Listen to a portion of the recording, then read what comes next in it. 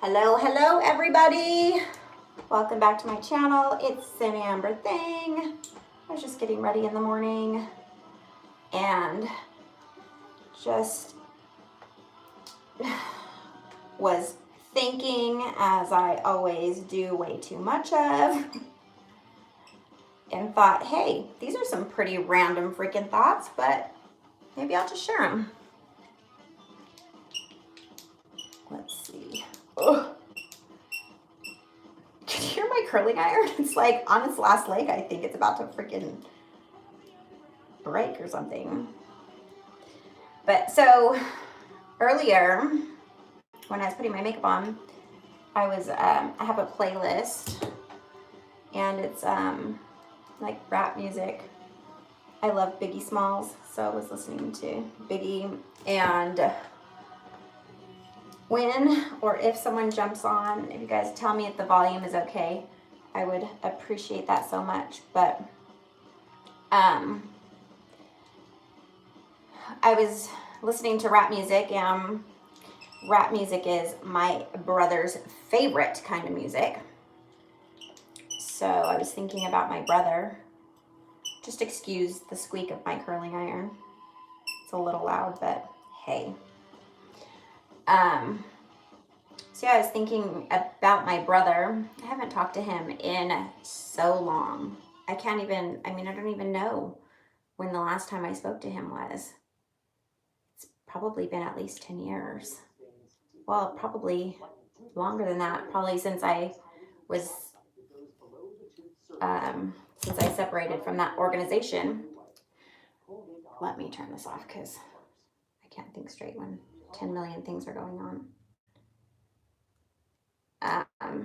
Yeah, so I was listening to rap music. I was thinking about my brother, and just thinking about how much I miss him and how I wish that we could have a relationship. But I was also thinking about, where's my glasses? I'm going to try and get on my phone as I normally do so I can chit chat if somebody pops on and wants to chit chat.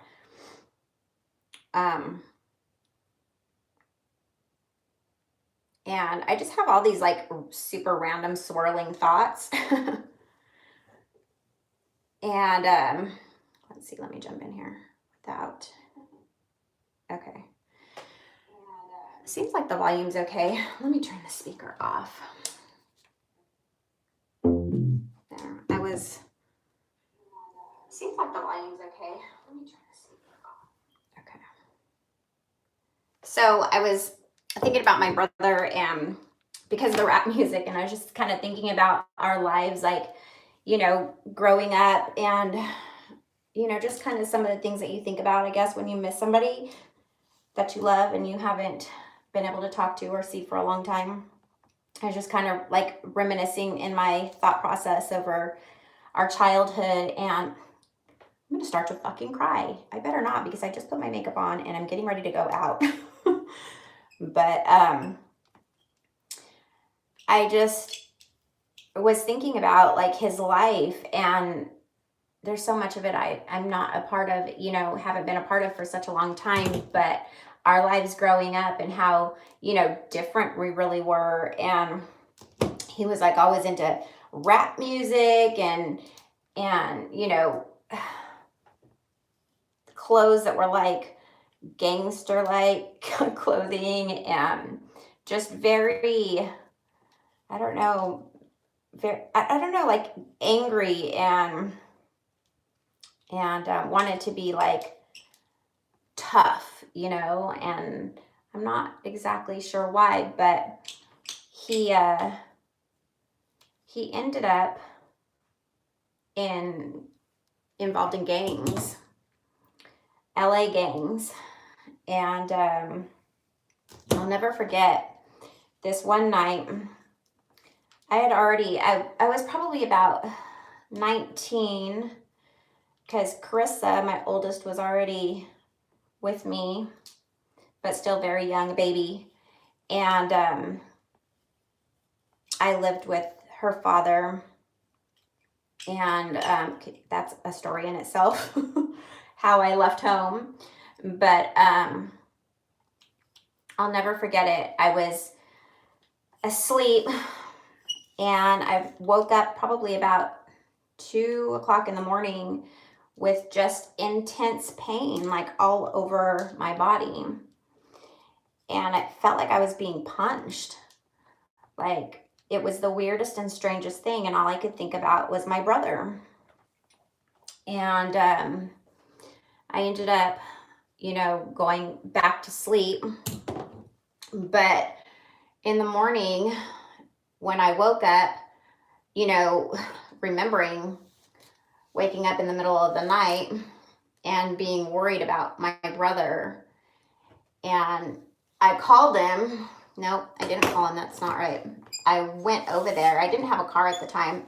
So I had Carissa, and I put her in the stroller, and my mom didn't live too far from where I lived with my daughter's father and his family.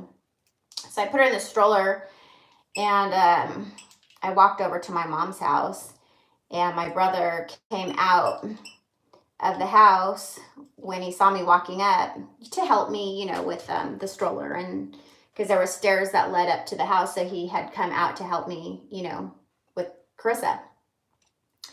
And he was beat up. He was so, he had a black eye, he had a fat lip, he was bruised, he was just beat up. And I ended up, and of course I asked him, what happened? And he didn't want to say, but what had happened was he had gotten jumped into a gang that night.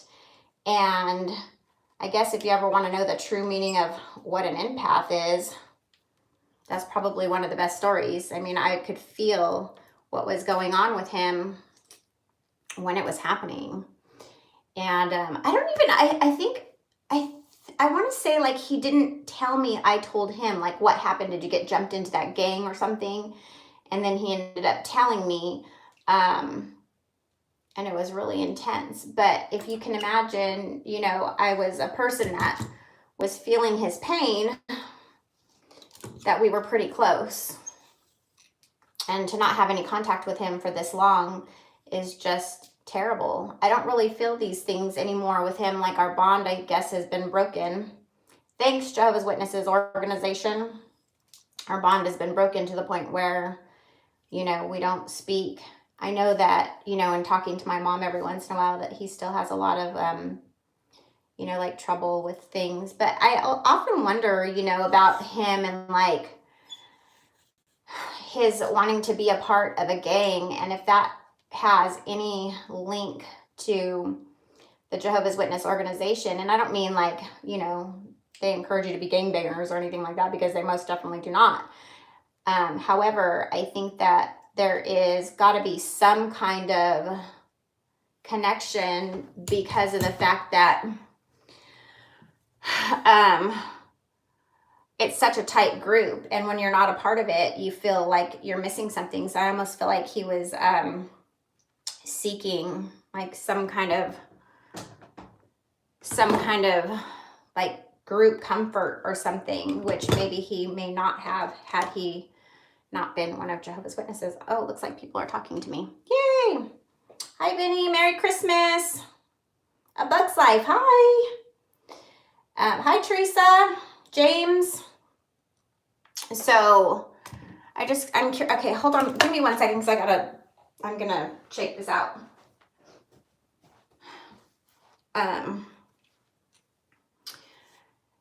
I was also thinking about, and like I said, there's really no point to any of this except for I'm just sharing with you my random thoughts. I don't have any answers with regards to any of the things that I'm saying right now or anything like that. I wish I did. But I was also thinking about, because I remember my brother saying, a lot when we were young, that my father was very absent for a period of time, my stepfather. He had, and I don't know to this day what happened, but he had gone to jail for a while. I want to say to prison for a little while.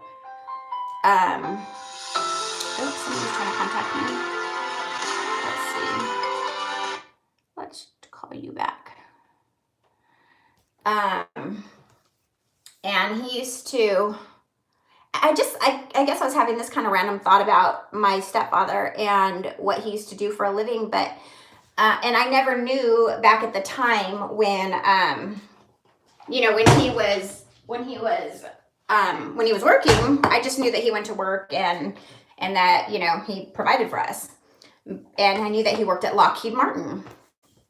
But I never knew what Lockheed Martin was. I just knew it was an amazing job, and my dad got paid really well. And, it was, a blessing because we didn't struggle like a lot of others until later on in life. But I never really knew what Lockheed Martin was until, I think I've talked to you guys about him before, a fiance that passed away about 12 years ago. And his dad, I call him my father-in-law, we're still very close. He has a brother who is head of weapons for the CIA. And so it wasn't never even crossed my mind to look into what Lockheed was. Never, I don't know, I just didn't pay attention. It just never came up like that. But I wonder how that went over, being a ministerial servant in the organization, working for a company that builds weapons for war. I don't know. Seems kind of weird, doesn't it? I remember a lot, I don't know, did anybody else have these childhoods that just had there's just so much going on that you never really knew what was happening because you were the child in the house, but there was just so much happening. I remember my stepfather, I don't know if it was, it was during the time when he worked for Lockheed Martin. I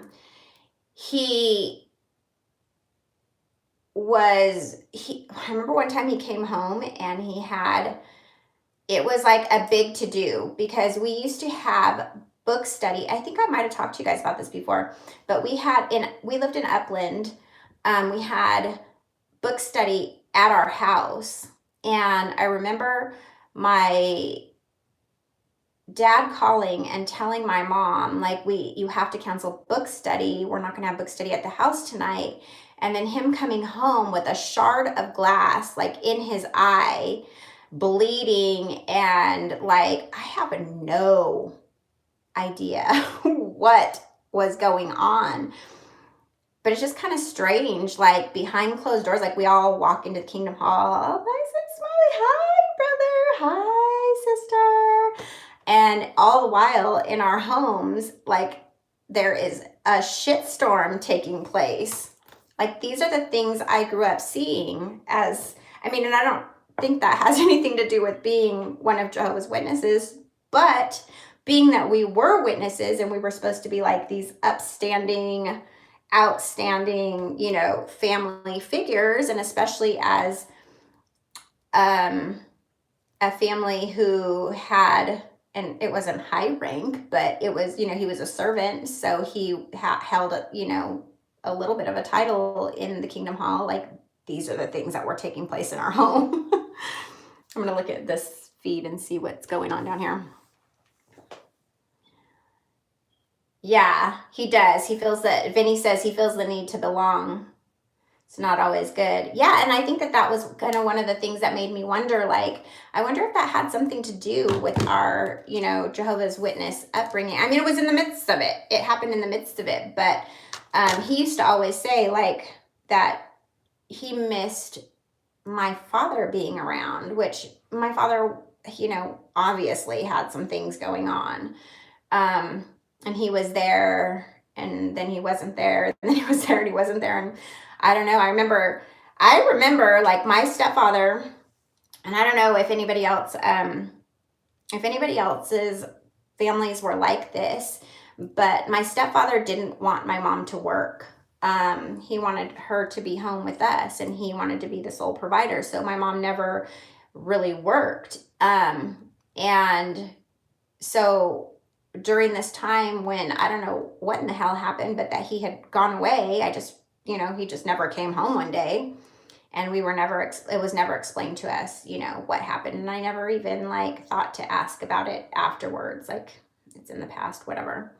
But him being gone, my mom being like, what are we going to do? Because I haven't worked, and I am in a position where if I go apply for, jobs, and she was applying for jobs, I don't have work experience to speak of to get hired by these places. It seems like, as I think about it, like there was a whole hell of a lot going on in this Jehovah's Witness household that I can't even explain at this point. Craziness. Did anybody else have like really strange things happen in their household, or was everybody else's lives pretty like honky-dory? I mean, besides the fact that we were all brainwashed and, besides that, I mean, did you guys have crazy childhoods? No one's talking. Come on, talk to me. I'm wondering how laggy this is, because I'm seeing on here, like on my Samsung, it's so laggy. Let's see. Ew, James says I'm going to show this. It says, there was a ministerial servant that was found out he was a pedophile, and it was just brushed under the mat and ignored. Of course, they're never, unfortunately, that is going to always be the case. And I feel like I just said that and it was so nonchalant, and I didn't mean it to be like nonchalant, because it's really it's a very serious matter to me. And, but the reality of it is that they're never going to change their policies unless they're forced to through, the legal system, which that would be amazing if we could get that to happen. Yeah, that is a hardcore reality for this organization, big time. Hey, Dr. Richmond. I think I said this is Amber. I think I did. Hi, Kim. Kim says, I saw a 70-year-old lady cleaning tables at Wendy's the other day. I wondered if she was a witness whose husband died. That's kind of strange that you had that thought, like out of the blue, or was there something that made you think that? Or are you just like very intuitive? Well, you're lucky, Vinny, that your family weren't Jehovah's Witnesses. But normal drama. Is that normal? The things that I'm talking about, are they normal drama? Because maybe they're totally normal drama, and I just think that our family was like intense and wow. But my mom, wait, let me see. Am I misunderstanding something? I saw a 7.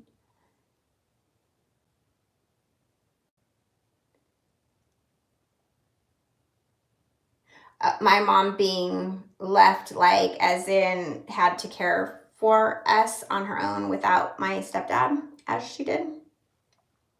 I'm not sure. Oh, yeah. No, yeah. Let's see. Yeah, so those were just some of my weird random thoughts. I wonder, like, I have been wanting to go and see my mom, as I've told you guys before. And at first, I had texted my mom and I'd asked her, like, and I do fib it up a little bit, because I know that she will be responsive towards the boys. And so, I'll tell her, like, I'd really like I really want for her to, be in the boys' lives, as long as she's not handing them Bible story books and Sophia and Caleb's shit. I'm good. Which she has tried to do in the past, and she was super offended because it was the very first time, and it was probably Braden was little.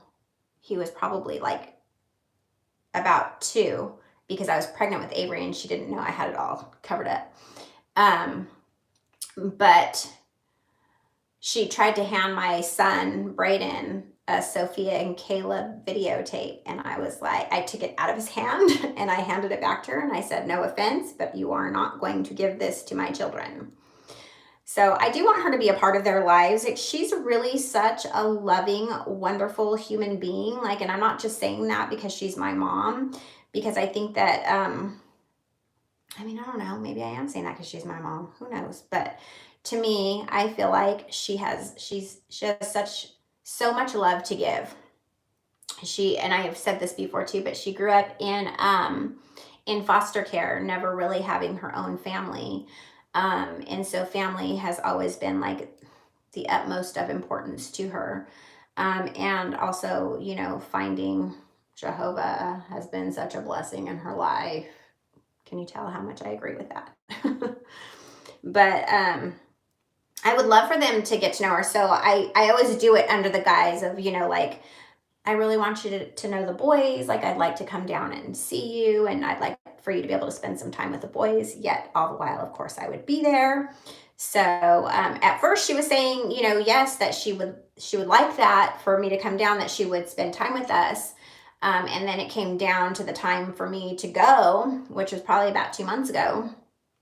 And I called her, and granted, she is going through a lot. My stepfather's health is deteriorating very quickly. He was a major alcoholic throughout my life. And all of that really kind of caught up with him, and his health is really, really poor at this point. He's on dialysis, and which makes me really sad too, because I just feel in my heart like I'm not going to have my parents, and I'm not going to have had the time to show them how much I love them. But I'm not going to cry about this because we're going to fix that. I think I'm just going to drive down one day and just force her to see me. I mean, what's she going to do? Tell me to go away? I don't know. Maybe she would, maybe she wouldn't. I don't know. But I do. So anyways, I had called her up and I was like, hey, you know, I got my car. Actually, it's been a couple more months than that. It's been about 4 months, because I think this will be my 4th month with the Honda that I have. But she had told me, you know, it's not a good time. Your dad is in rehabilitation, and I'm going back and forth, you know, with his just being there for him, and then between service and meetings and her household and, you know, just taking care of life in general, she couldn't squeeze us in. And then I called again, and it was an assembly weekend. And then I called again, and Dad had just gotten home, and she was, you know, had her hands full. So I have a feeling that we're probably not going to just be able to like plan a date to meet up, that that I'm gonna have to just snake up on her, which I will do. And I would just hope that she wouldn't turn me away, because that would destroy me. I think a lot of times too, I think about these things and I'm like, do I really want to put myself in a position where I'm going to feel destroyed by the time I'm done doing this good thing that I thought that I wanted to do? Because I'd love to go down and visit and take her, you know, shopping, or to do something nice for herself, give her a spa day, or do a spa day with her, or I just, you know, I'd love to, but I just don't know. So where was I going with all of this? I would have to rewind to know the random thoughts of a disgruntled Jehovah's Witness. No, I'm kidding. I'm not really that disgruntled. I guess have lots of wonders about a lot of the things that take place. I wonder if my mom would tell me if I asked her whatever happened with my dad. You know, why did he go to jail? Why did he come home with glass in his eye? Why, you know, why? I don't know. Let's see what's going on. Is anybody talking to me? Yeah, Kim, I'm sure she does. And that is, she's very, you know, she has all good intentions. I've also been recently thinking about talking to my sister. I don't know why I feel like I would be able to do so, because my sister is very devout. I mean, it's kind of funny though. She's the sweetest, most loving, beautiful person. I love her. Um, but she's like, she's in San Francisco area, and I guess the witnesses are very liberal in that area. My sister is sleeved, both arms, tattoos everywhere, and she got them after she was baptized. When she moved to San Francisco, being, a part of the congregation and going out in service all the time. And I don't know, how does that work? Do I have any San Franciscans on my feed right now? Was it like that when you were in San Francisco? Oh my gosh, I have 13 people on. Hi. Who would have thought people would want to hear my random thoughts? Hey, Linda. So, but I was thinking, I was thinking that I really wanted to talk to her. I really want to reach out to her and talk to her and just ask her, how does she feel about all of this stuff coming up with the molestations? How does she feel about the fact that we've had several, end of the world claims that haven't happened yet? I don't think it would go over well with my mom. She would just be like, sorry, can't talk to you anymore. You're trying to taint my mind. And I don't know. I feel like maybe my sister would be more open to it. I don't know. Maybe she wouldn't. Maybe she would cut me off. Maybe I'd end up losing her forever, and that would be something I couldn't live with either. All these ramblings in the mind of an ex-Jehovah's Witness, right? These are things that I think about very often too. I'm like, my mind is wrapped around how to regain some kind of closeness with some portion of my family. And I am not, hold on, I'm gonna get tissue because I'm not letting one teardrop fall.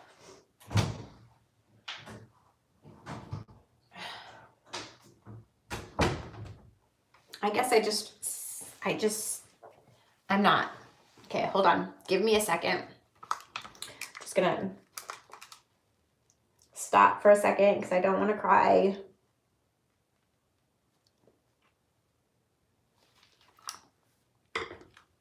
I don't want to cry. I just miss him. That's all I'm going to say. That's all I'm going to say. I'm not doing it anymore. I just can't. Like, I can't. Oh, it kind of upsets me when I get to the point where I'm like about to cry because I feel like, like you have me in these tears again. You've taken, and I'm speaking to Jehovah right now. You've taken everything from me. I mean, my family. You haven't taken everything from me because I would never allow that. But the people who worship you, you've taken them from me. And they just happen to be the people I love most in the world.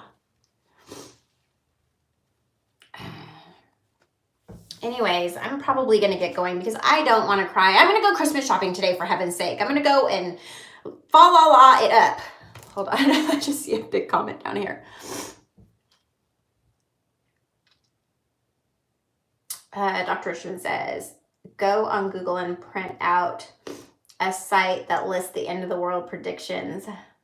Yeah, I could do that.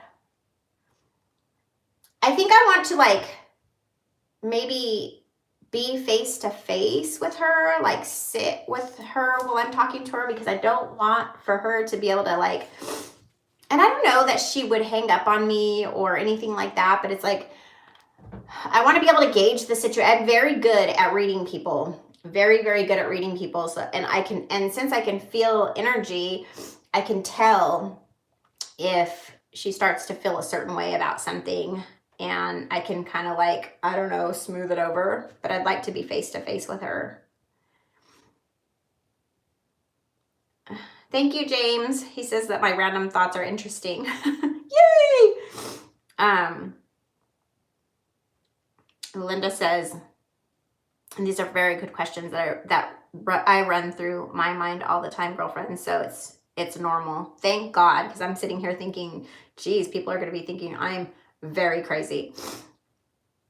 Yeah. So, anyways, I'm going to end this session of random thoughts before some tears start to fall, because I want to go follow God up and be happy while I'm doing it. So no more JW talk for now, but I'll be back to it.